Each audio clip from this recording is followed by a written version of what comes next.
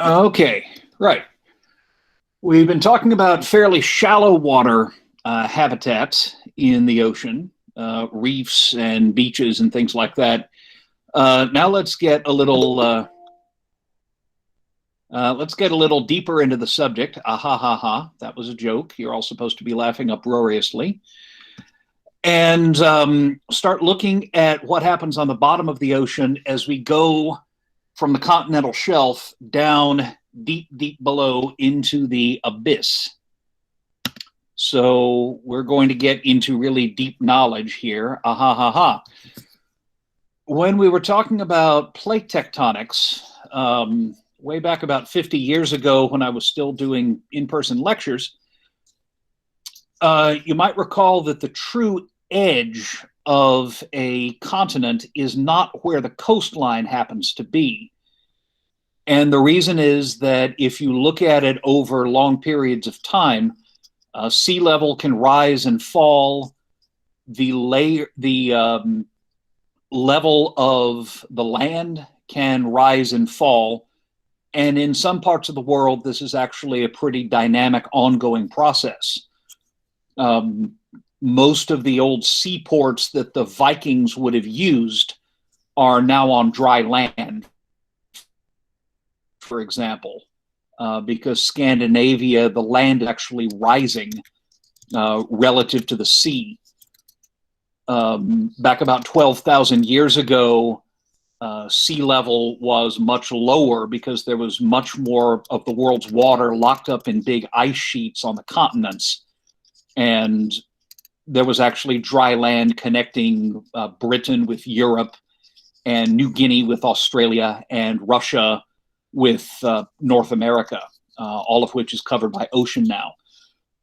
So sometimes it's even noticeable within a lifespan, as it is in parts of Scandinavia, the position of where the land actually meets the sea is changing all the time. In fact, I don't have a good picture of this. It's the kind of thing that's hard to get into a picture. But if you drive down the Central California coast, if you drive on roads right next to the ocean, they're often at the edge of a very pretty cliff, and you can look down and see the ocean below you. And then if you look towards the land, you'll see another cliff. And the reason is that that's where the ocean used to be, and erosion carved out cliffs and a beach. And then the water level retreated, and the ocean carved out another cliff and a beach. And in parts of places like Los Angeles, this has actually happened several times, and the land still has this kind of stair-step effect. So exactly where the land meets the water is dynamic if you look at it over the long term. What doesn't change is the edge of the continental shelf. That's the edge of the coastline that can extend out sometimes for hundreds of miles. And when you're on the shelf, water is relatively shallow. And by relatively, we mean less than about 100 meters or 330 feet. That's not super shallow. I mean, it's still too deep to scuba dive, for example. But at the continental slope, the floor begins sloping downwards more steeply. You get periodic undersea landslides bringing sediment down the slope, and that creates a zone at the foot of the slope called the continental rise. And once you're down to the base of the continental rise, typically about 3,000 meters down, that's about 10,000 feet, or in some places more than that. In the Pacific, it's about 20,000 feet. You reach a very level part of the ocean floor called the abyssal plain. So what you're looking at there is the northeastern US and Canada, that kind of hook-shaped piece of land that you can see in center left is Cape Cod, Massachusetts, and Boston is kind of north of there. And off Cape Cod, you can see the two islands. One is Martha's Vineyard, and the other one is Nantucket. And you've got relatively shallow water. I think it goes down about 600 feet for most of it until you get to the edge of the continental shelf. And then at the edge of the continental shelf, the land drops down pretty steeply. In reality, it's not quite as steep as is shown here. A lot of these maps kind of exaggerate the steepness for effect, just to make it clearer. But you can see the edge of the shelf. You can see canyons cut in the edge of the shelf. And then down at the base of the shelf, what you have is this humongous mound of eroded sediment and rubble that's fallen off the shelf. It builds up this more shallow zone called the continental rise.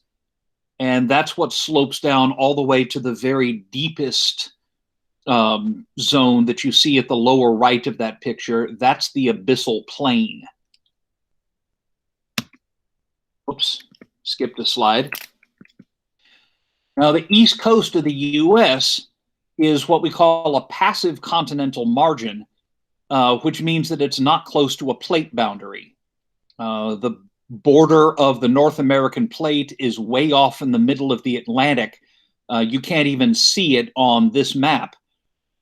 And so the Atlantic coast of the U.S., that very light blue area, that's a very wide continental shelf. You can see it's very wide off the coast of Florida, Louisiana, much of Texas. That continental shelf may be, it might be well over 100 miles wide if you look off the Gulf of Mexico coast of Florida. That's pretty darn wide. It's very wide off the coast of Newfoundland, which is up at the top right of that picture, that island with the angles. If you look over at the California coast, there's a lot less continental shelf, and you might remember that the boundary of the Pacific plate actually cuts through the state of California. It's a transform plate boundary called the San Andreas Fault. And then north of that, you've got a subduction zone that's fueling those volcanoes in the Pacific Northwest. And with one thing and another, the shelf is a whole lot more narrow, maybe only a few miles of shelf before you drop down the slope and ultimately to the abyss. By the way, down at the lower right, you can see that darkest blue area. That's the subduction zone. That is where a plate called the Caribbean plate is riding above the Atlantic or the North American plate. And that subduction zone right there is what's creating the islands of what we call the Lesser Antilles, Barbados and Martinique and the Virgin Islands and St. Martin and a lot more I can't even think of right now. So yeah, there's a little subduction zone down there at the lower right. Go back and read up again on plate tectonics if you forgot the details. So what's down there? Subtidal shelf habitats just means below where the influence of the tides are. And they go from, I don't know, wading distance from the beach all the way out to the shelf, all the way out to the continental slope. In muddy substrates, you don't get many suspension feeders because mud gets churned up a lot and it tends to clog suspension feeders' filters. You'll get more suspension feeders on sandy bottoms, and it's not so much because they like sand. Any water current has a maximum size of particle that it can transport. Slow-moving currents can only pick up very light particles. Fast-moving currents can pick up and transport much heavier particles. I mean, a really big flash flood, like one that I got caught in once in, of all places, the Nevada desert.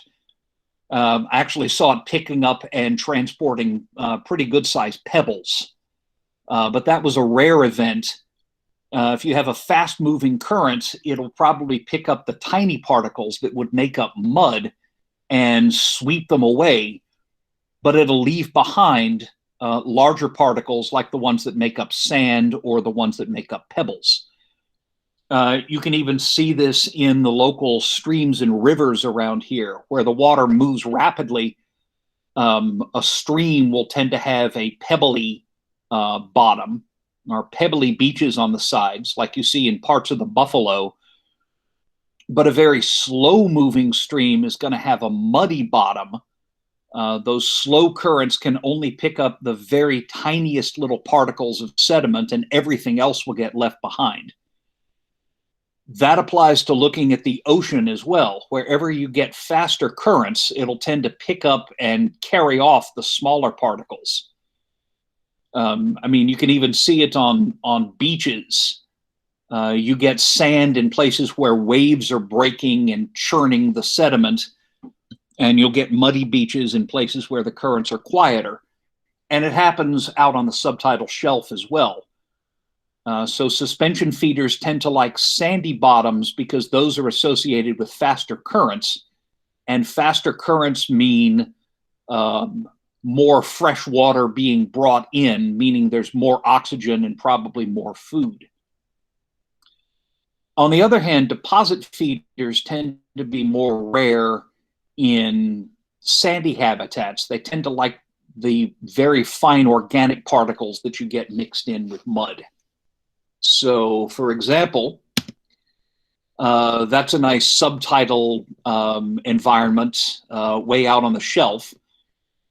And you can see it's a rocky area.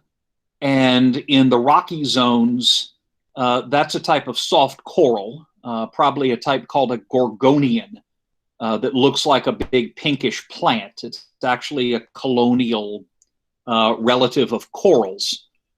And that's a suspension feeder. And sitting on it, you have a whole bunch of relatives of starfish called brittle stars, and they're holding out their arms and they're suspension feeding too. So where it's rocky, you tend to get suspension feeders. Where it's muddy, you tend to get deposit feeders. This is a bunch of starfish and a bunch of bottom-feeding brittle stars. And what they're mostly doing, the starfish might be looking for clams. The brittle stars, the ones with the very thin, long, snaky arms, are sifting through the mud that they're crawling over and sorting out any little food particles that are potentially good to eat and passing them on to the stomach.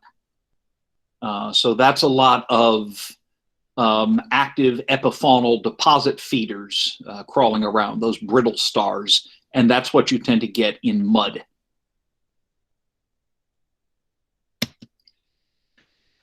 There was a time when we used to think that the deep ocean was extremely quiet, that the current activity is all floating up at the top.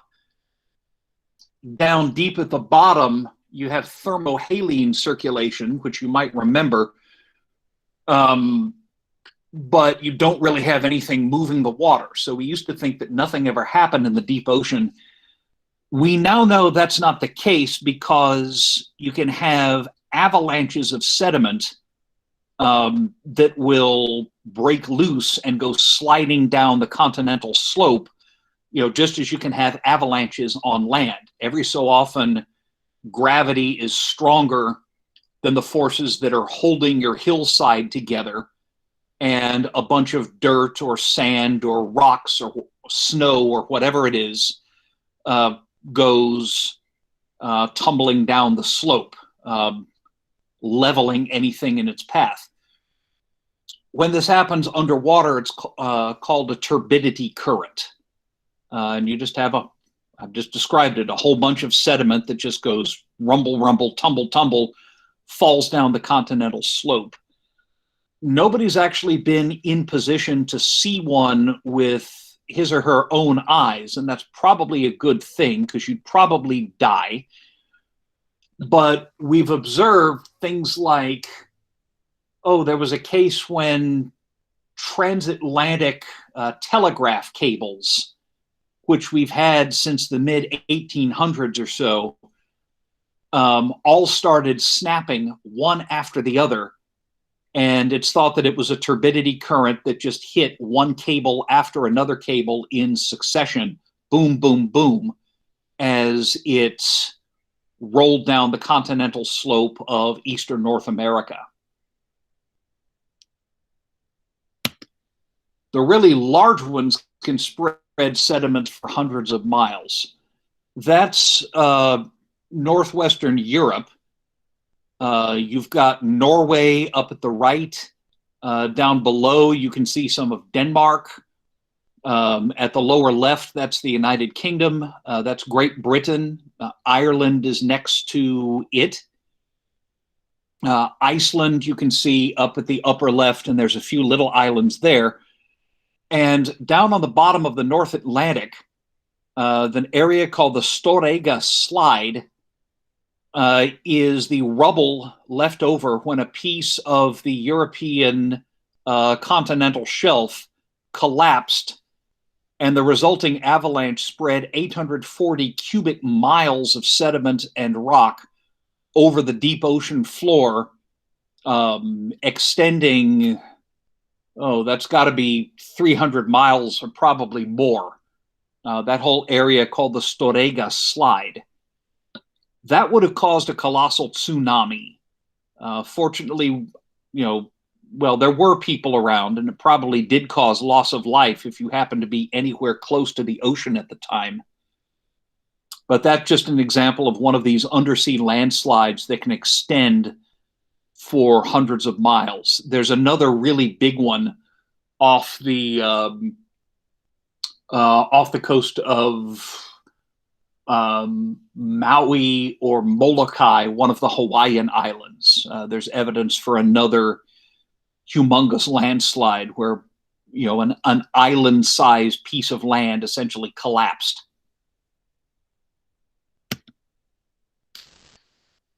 Again, we don't see a lot of turbidity currents directly, but we know a lot about the sediments that they leave behind because there's a lot of ancient turbidites, rocks laid down by turbidity currents around here.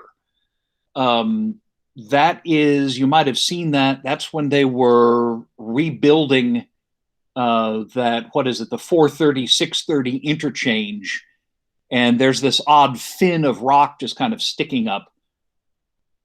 That fin of rock is a piece of a rock layer called the Jack Fork sandstone that extends pretty far out into the Ouachitas. The Jack Fork and a lower layer called the Stanley Shale is what Little Rock is built on. And much of that was laid down in deep water, and we think it was laid down by turbidity currents roughly 300 million years ago. Oh, another good place you can observe this stuff if you want to is take 430, get off at Colonel Glen, go east on Colonel Glen towards central Little Rock, park at that Wendy's restaurant, and then hike back up the freeway entrance ramp northbound, and you'll actually see pretty nice exposures of the Stanley Shale right where they blasted to make that northbound on ramp onto 630. Onto 430, sorry, not 630. That northbound on-ramp onto 430 at Colonel Glen has some great exposures of the Stanley Shale. And that's all rock that was laid down in very deep water by turbidity currents. As a result, there's not a great deal of fossils in there.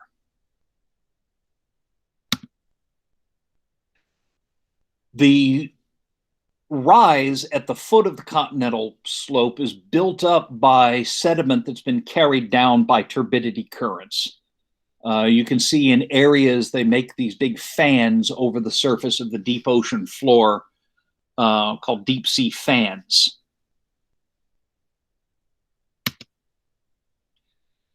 And once you're down on the continental rise, things get pretty boring, but organisms can sometimes colonize that habitat and they can kind of make it more interesting. They make it more heterogeneous.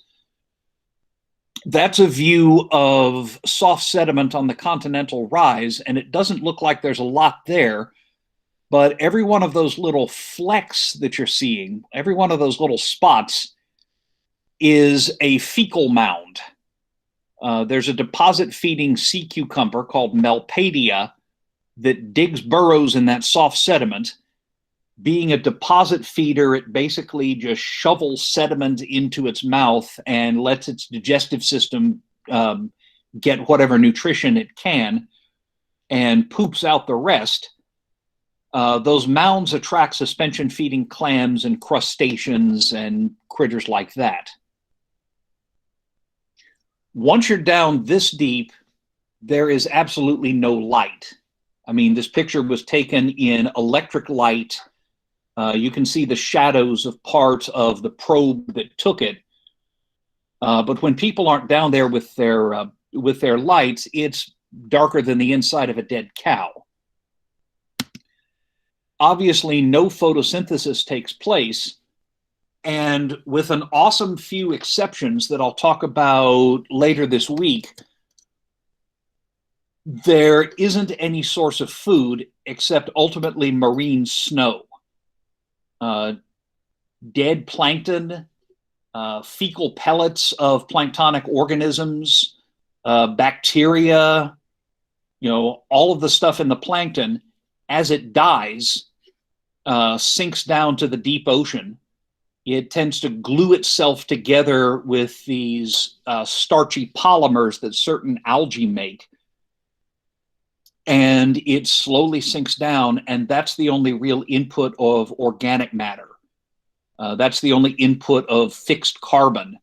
So it's ultimately that everybody in the deep ocean is depending on, again, with a really cool exception that we'll get to coming up. And once you're down that deep, you're at very close to freezing temperatures. You're down to the really deepest parts of the ocean can actually get below what the freezing temperature of water is at the surface because it's under such high pressure. What you're looking at is a deep sea submersible, one that's been used since the 60s and is still in use for exploring the deep ocean. It's called the Alvin. Operated out of the Woods Hole Oceanographic Institute in Massachusetts. And it sank in 5,000 feet of water in October 1968. And fortunately, the crew got out. Nobody died. When they recovered it in June 1969, the crew's lunches were still edible. Though I don't know if anybody actually would have wanted to eat them. But that's how cold it is, and that's how little biological activity there is down there. Everything in the deep ocean is very, very, very, very slow. Living things that live down there tend to have very slow metabolisms because there's so little food. Very nutrient poor. Much of the abyssal plain looks like this. It's covered in soft sediment, it's flat, and it's home to deposit feeders like Scotoplanes. These are sea cucumbers. They are related to starfish and sand dollars and things like that, but they've lost their skeleton. They're kind of turned at 90 degrees, and they just march over the abyssal plain using tentacles around their mouths to pick up food particles off the bottom and shovel them in. The common name for these guys is the sea pig, although it is, of course, not actually a pig. And yeah, they very, very slowly walk over the seafloor and deposit feed. A lot of deep sea critters just don't between the cold and the limiting food, their metabolism runs a lot slower than yours does. And many animals have low density bodies that are mostly gelatinous. That can enable them to move with minimal energy expenditure. They may be able to drift in the water without having to actively swim. So a lot of them they may look translucent. The bodies are often very soft. This is a very soft-bodied fish, Cycrolutes marcetus. And this is what it looks like in its natural habitat. Looks like a perfectly normal fish. The high water pressure on the outside is balanced perfectly by high water pressure on the inside, so it can live just fine. The problem comes when you fish it up from the bottom to the surface. It looks like this. Once it's got much less pressure on the outside than on the inside, the body deforms, and that body is mostly made of kind of gelatinous flesh. So it blobs up like this. And in fact, its common name is blobfish. And there's a number of pictures circulating on the internet of deep sea blobfish because they look, actually, that one looks kind of like my 6th grade math teacher, now that I think about it. But yeah, they look weird and grotesque when they're taken from their deep sea habitat up to the surface. That flesh just goes. But in the actual deep ocean, where the pressure is equal on one side and the other, they look perfectly fine. It's just a symptom of the fact that they've got this low density flesh that enables them to drift without having to actively swim very much. Wish we could put my 6th grade math teacher at the bottom of the ocean. Anyway, never mind. In some areas, what can make life interesting is this. This is a whale fall. There's not a great deal of nutrients on the abyssal plain, but every so often a whale will die, as whales do, as all things must. Sometimes a really big fish will die, and a dead whale or a big fish will start decaying, but eventually its remains will sink, and they'll fall all the way to the bottom. And the effect is kind of like opening up a Golden Corral buffet in the middle of a food desert. That yellow stuff that you're seeing are masses of bacteria that are breaking down the whale's flesh.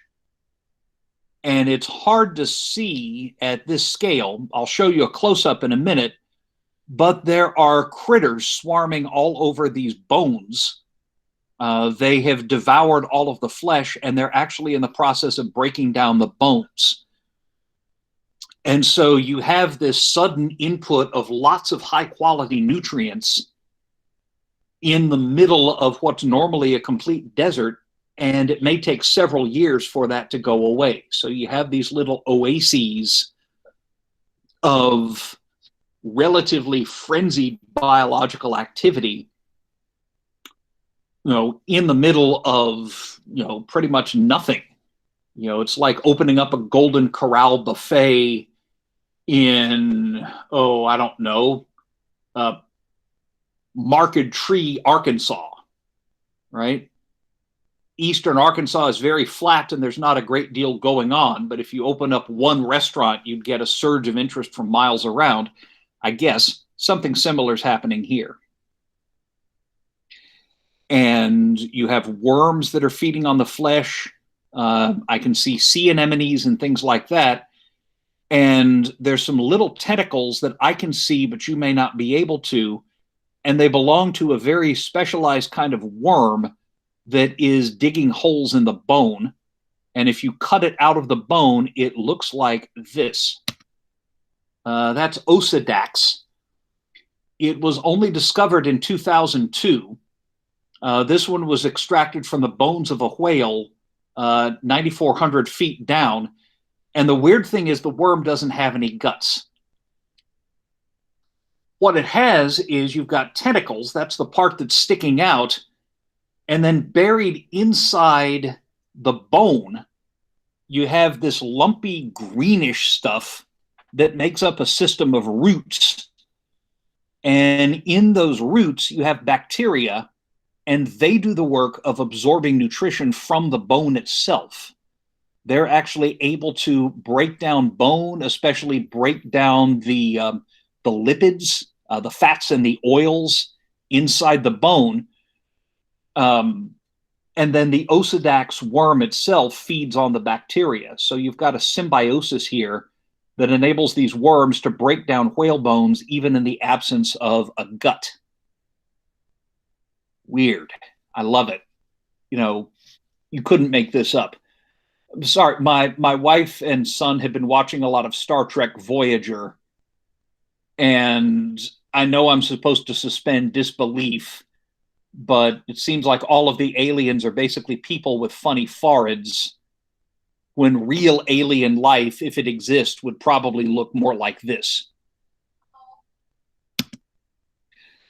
Oh yeah, this is a big flock of a ribbon worm feeding on a giant fish head. All of those ribbony things that are kind of brown and purplish and yellow and orange are worms belonging to a phylum called the Nemertini, the common name for which is ribbon worms. You can actually get something similar going on where you have waterlogged wood. Trees, of course, fall, and the logs will, given a chance, float out to sea. If they float in fairly shallow water, there's a whole bunch of specialized clams that can actually burrow into them and break them up. But every so often you'll get a tree trunk that is so waterlogged that it will actually sink down to the abyssal plain. And some very strange creatures can live there. This is now considered a really bizarre specialized starfish. In life, it's only 2 to 3 millimeters wide. It's called Xyloplax medusiformis, and it lives on waterlogged wood. And I'm not entirely sure how it makes a living, because the digestive tract is basically that open undersurface. So it's somehow just able to digest with its stomach lining just kind of hanging out. And it is somehow specialized for that woodfall environment. So the big picture when you're down on the abyssal plain is flat, boring, very nutrient poor. There's just not much to eat, freezing cold. So the metabolism of a lot of those critters is very, very slow. There's not an awful huge diversity of critters that can live there. The exceptions are when you get something interesting with a lot of nutrients or energy available, like a dead whale or a dead tree, or as we'll see, you get a type of undersea hot spring that can actually fuel very different type of environment. And I'll be talking about hydrothermal vents sometime this week. Okay, that is what I've got for you today. So by the power of Numbskull, or Grayskull, or whatever it was, actually I like my version better, I will go ahead and stop recording.